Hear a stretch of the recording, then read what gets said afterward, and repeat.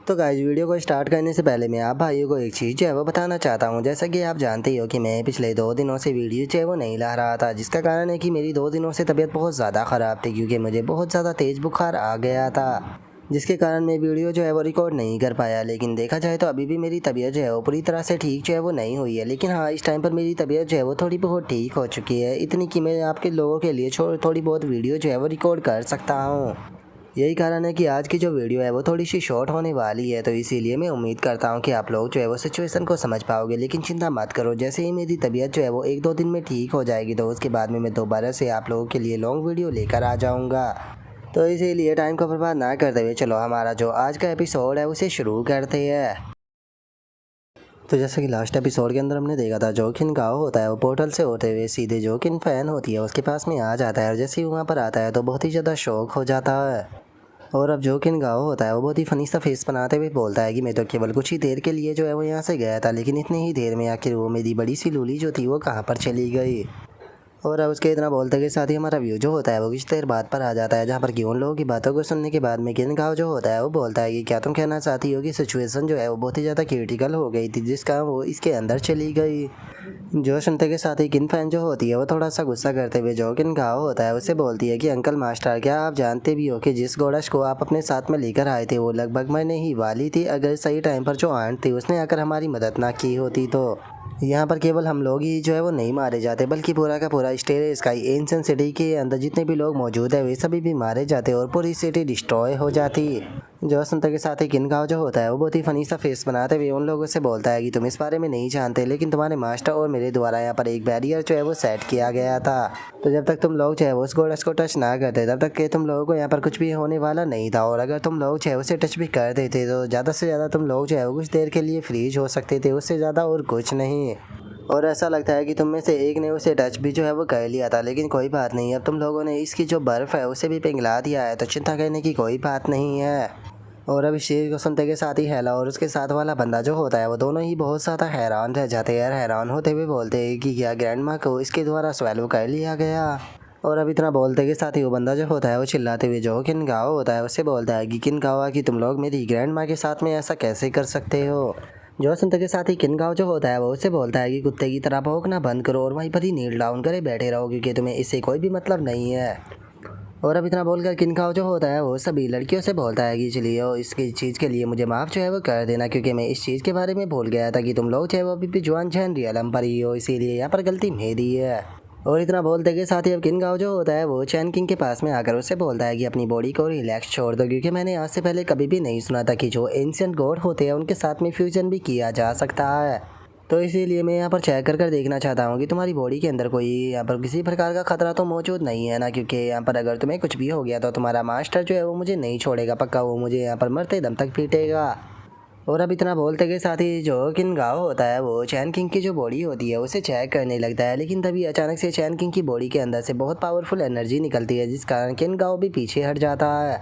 और अब इस एनर्जी को देखने में के बाद में जो हैला और जो वो बंदा होता है वो भी हैरान हो जाते हैं, हैरान होते हुए बोलते हैं कि ये स्पिरिचुअल एनर्जी तो ग्रैंड माँ की है। और उनके इतना बोलते के साथ ही हम देखते हैं कि ये एनर्जी असल में जो चैन किंग होती है उसकी बॉडी के अंदर से निकल रही होती है। और हम देखते हैं कि एक छोटी सी और प्यारी सी स्पिरिट जो होती है वो सीधे आकर चैन किंग के सर के ऊपर बैठ जाती है, जिसे देखने के बाद में किन गाँव जो होता है वो फनी सा फेस बनाते हुए बोलता है कि आखिर ये प्यारी छोटी सी कौन है। और उनके इतना बोलते के साथ ही वो छोटी सी स्पिरिट जो होती है वो सीधे आकर चैन किंग के हाथों के ऊपर बैठ जाती है, और उसके बाद में चिल्लाते हुए सभी लोगों से बोलती है कि मैं यहाँ पर किसी को भी अलाउ नहीं करूँगी कि कोई भी आकर मेरी जो छोटी सी बच्ची है उसे यहाँ पर बुली करे। जो सुनता के साथ ही वो बंदा जो होता है वो उस स्पिरिट की तरफ बढ़ने की कोशिश करता है और उसे बोलता है कि ग्रैंड माँ मैं फैंडिन हूँ, क्या आपने मुझे नहीं पहचाना। और इतना बोलकर वो आगे बढ़ ही रहा होता है, लेकिन तभी वो स्पिरिट उसके बिल्कुल आगे अटैक करते हुए उसे बोलती है कि वहीं पर ही बैठे रहो। और इतना बोलकर वो छोटी सी स्पिरिट जो होती है वो उसकी तरफ अपनी स्वॉर्ड को पॉइंट करते हुए उसे बोलती है कि अगर अगली बार तुम आगे बढ़ी तो मैं तुम्हें बहुत बुरी तरह से पीटूंगी।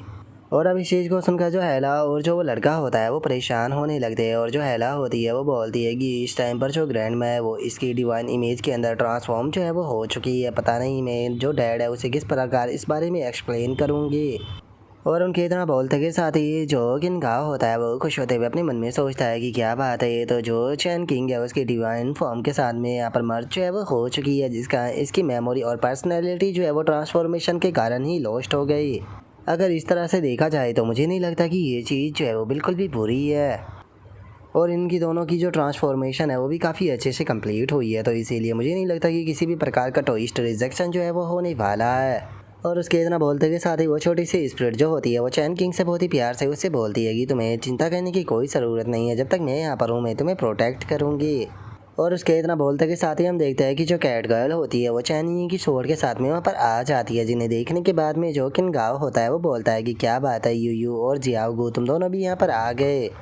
जो सुनते के साथ ही जो कैट गर्ल होती है वो मुस्कुराते हुए जो किनगाओ होता है उसे बोलती है कि ब्रदर किनगाओ, काफ़ी लंबा टाइम हो गया जब से हम लोग नहीं मिले। जो सुनकर किनगाओ भी बोलता है कि हाँ बिल्कुल काफ़ी टाइम हो गया, मुझे लगता है कि तुम्हें जियाओमिंग से भी मिलने के लिए जाना चाहिए। और अब इतना बोलते के साथ ही किनगाओ जो होता है वो यूयू से बोलता है कि ये दोनों जो है वो लोकी के बच्चे हैं, जिसे कि गॉड ऑफ फ्लाई भी कहा जाता है। इन दोनों को मैंने क्यों से रेस्क्यू जो है वो किया है, मुझे लगता है कि इनसे तुम्हें थोड़ा बहुत क्लू मिल सकता है, तो इसीलिए मैं इन दोनों को तुम्हारे हवाले कर रहा हूँ। और याद रखना कि हमें इन लोगों से केवल बातें जो है वो कहनी है, तो इसीलिए जो तियानजू है उसे इस चीज़ के बारे में बता देना कि वो इन्हें जान से ना मार दे। जो सुनते के साथ ही जो यूयू होती है वो बोलती है कि ठीक है मैं समझ गई, मैं तियानजू को भी इस बारे में बता दूंगी, तो चलो ठीक है मैं अब इन लोगों को लेकर यहाँ से जा रही हूँ। और अब इतना बोलते के साथ ही जो यूयू होती है वो उन दोनों को लेकर वहाँ से चली जाती है, और जो किनगाओ होता है वो बोलता है कि ठीक है ध्यान से जाना।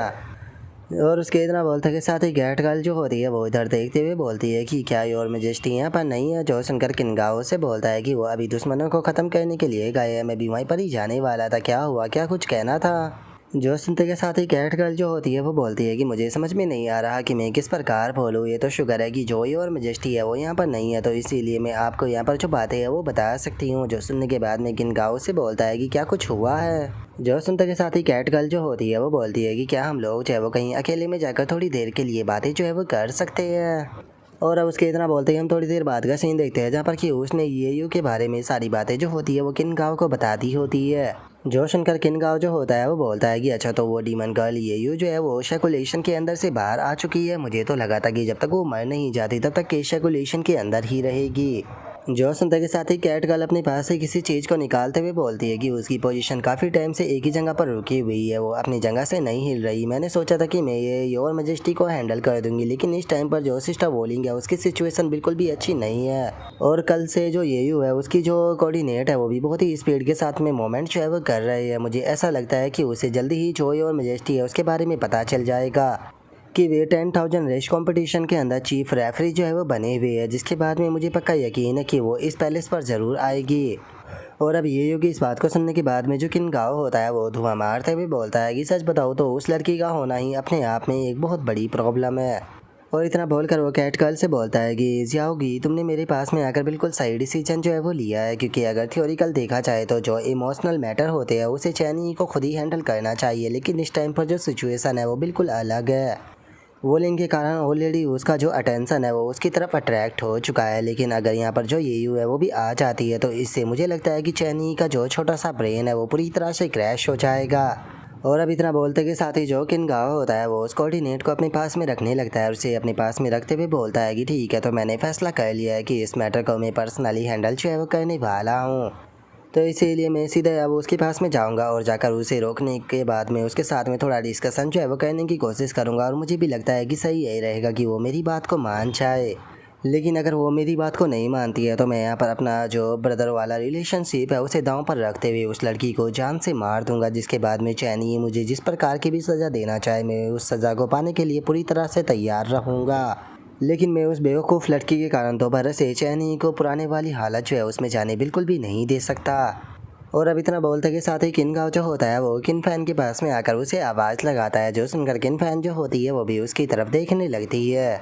और अब जो किनगाओ होता है वो किन फैन के पास में आते हुए उसे बोलता है कि चलो यहाँ पर ये बड़ी प्रॉब्लम जो थी वो कंप्लीट हो चुकी है। वैसे तो मैंने प्लान किया था कि मैं तुम लोगों को लीड करूँगा, लेकिन मुझे कुछ अर्जेंट काम जो है वो निपटाने के लिए जाना होगा। जो सुनकर किन फैन बोलती है कि क्या अंकल मास्टर आप भी जाने वाले हो। जो सुनकर किनगाओ से बोलता है कि हाँ मैं एक अलग टाइम एंड स्पीड के फ्लो के अंदर जाने वाला हूँ, तो इसीलिए मुझे लगता है कि मैं तब तक वापस नहीं आ पाऊँगा जब तक कि कॉम्पिटिशन जो है वो टॉप 20 तक नहीं पहुँच जाता। और चूंकि अभी के टाइम पर तुम्हारे मास्टर यहाँ पर नहीं है और तुम एल्डर डिसाइपल हो, तो इसीलिए तुम्हारा ये फ़र्ज़ बनता है कि तुम्हें अपनी सभी जो जूनियर है उनका ध्यान रखना होगा और सभी को सक्सेसफुली टॉप 20 के अंदर इंटर जो है वो कराना होगा। और तुम्हें वो स्ट्रैटेजी तो अच्छे से याद ही है ना, जो कि स्ट्रैटेजी मैंने तुम लोगों को याद जो है वो कराई थी। तुम लोग जो है उसी स्ट्रैटेजी से आगे जो है वो बढ़ोगे। लेकिन अगर तुम्हें किसी भी प्रकार की प्रॉब्लम जो है वो होती है तो तुम लोग जो है वो गो युवान के पास में जाकर डिस्कशन जो है वो कर सकते हो। तो क्या मेरी बात जो है वो तुम्हें समझ में आ गई? जो सुनते के साथ ही किन फैन भी फुल जोश में आते हुए बोलती है कि अंकल मास्टर, मैं आपकी बात को समझ गई। मैं अपनी सभी जूनियर सिस्टर्स और बाकी का सभी चीज़ों का ध्यान जो है वो अच्छे से रखूँगी। तो आप फ्रीली माइंड होकर यहाँ से जा सकते हो। जो सुनते के साथ ही किन गाँव जो होता है वो उससे बोलता है कि तुम्हें ऐसे एनर्जेटिक देखकर मुझे काफ़ी ज़्यादा खुशी हुई। तो अब मैं भी यहाँ से जा सकता हूँ। और अब उसके इतना बोलते के साथ ही हमारा व्यू जो होता है वो सुप्रीम हेवन के अंदर आ जाता है, जहाँ पर कि हम देखते हैं कि सुप्रीम हेवन पूरी तरह से डिस्ट्रॉय हो चुका होता है। और वहाँ पर मौजूद जो गॉड्स होते हैं उनकी डेड बॉडियाँ जो होती है वो आसमान में फ्लो कर रही होती है। लेकिन तभी जो जियाओ शी होती है वह हैरान होते हुए बोलती है कि मास्टर, यहाँ पर कुछ ना कुछ तो गड़बड़ है। एक बार जरा उन गॉड की डेड बॉडियों को देखिए जिन्हें कि हमने मारा था।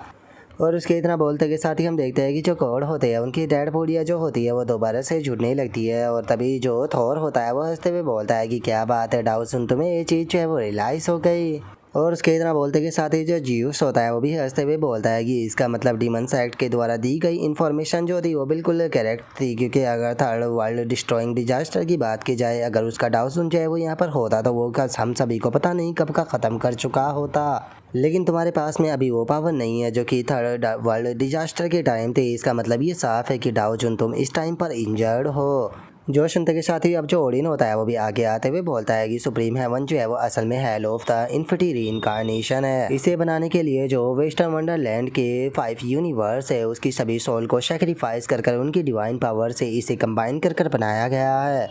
और यहाँ पर एक फॉरबिडन स्पेस जो है वो मौजूद है जिसके अंदर की वे सभी सेक्रीफाइस की गई स्पिरिट भी मौजूद है। और जैसे जैसे यहाँ पर एक गॉड की डेथ होती है वैसे ही वहाँ पर एक स्पिरिट जो होती है वो खुद को सेक्रीफाइस कर उस गॉड को दोबारा से रीइंकार्नेट करा देती है। और उसके इतना बोलते के साथ ही जो होली सन होता है वो भी उठते हुए बोलता है कि हम लोग इतने लंबे टाइम से कल्टीवेट करते हुए आए हैं, जिसका हमारे ऊपर यकीन करने वालों की संख्या बहुत ज़्यादा है, जिसका इस टाइम पर हमारे पास ट्रिलियन स्पिरिट जो है वो हो चुकी है।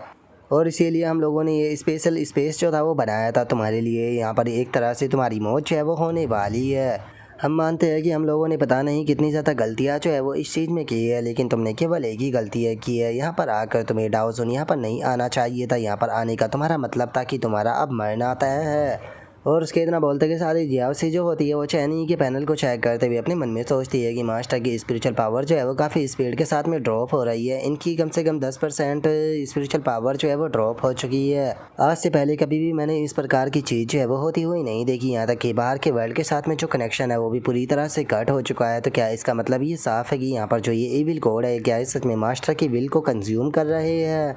नहीं नहीं, मुझे जल्दी से मास्टर को बचाने का कोई ना कोई रास्ता जो है वो ढूंढना होगा। और उसके इतना बोल सोचते ही जो चैन ही होता है वो बोलता है कि अच्छा तो यहाँ पर इन्फिनिटी रीइंकार्नेशन है।